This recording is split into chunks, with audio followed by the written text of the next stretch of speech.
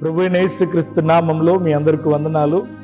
Amen. ఈ Christmas సీజన్లో Christmas inspiration అనే ఈ ఒక ప్రోగ్రాం ద్వారా మిమ్మల్ని కలవటం నాకు చాలా సంతోషం. ఈ రోజు కూడా మనం కొద్ది రోజులుగా ప్రతి దినం ఆ క్రిస్మస్ విషయాలని, దినాల్లో జరిగిన సంఘటనలను మనం ధ్యానించబోతున్నాం.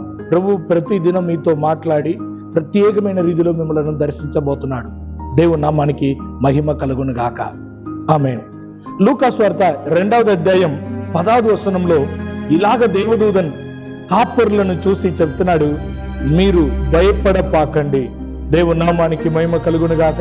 ఆ దినమున కాపరులను చూసి చెప్పిన అదే దేవదూతన్, అదే దేవుని మాటను ఈ రోజు దేవుడు మీతో మాట్లాడుతున్నాడు. మీరు ఎటువంటి పరిస్థితిలో ఉన్నా, ఎటువంటి భయంకరమైన పరిస్థితుల్లో ఉన్నా, ఈ రోజు దేవుడు మిమ్మల్ని చూసి అంటున్న మాట ఏంటి అని తెలుసా? భయపడవద్దు. ఎందుకంటే మిమ్మలను రక్షించుటకు రక్షకుడు పుట్టి ఉన్నాడు. దేవుని నామానికి మహిమ కలుగును గాక. యేసు అంటేనే భయాన్ని తొలగించువాడు.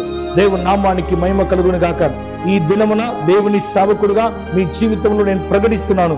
మీరు ఒకవేళ భవిష్యత్తును గురించిన భయాన్ని మీరు కలిగి ఉన్నారో ఏమో, లేకపోతే మీకు ఉన్న సమస్యలను బట్టి మీరు భయాన్ని కలిగి ఉన్నారో ఏమో, ఈ దినమున దేవుడు మీకున్న ప్రతి భయాన్ని మీలో తొలగించి దేవుడు మిమ్మలను సంతోషింప చేయబోతున్నాడు. దేవుని నామానికి మహిమ కలుగును గాక. ఆమేన్.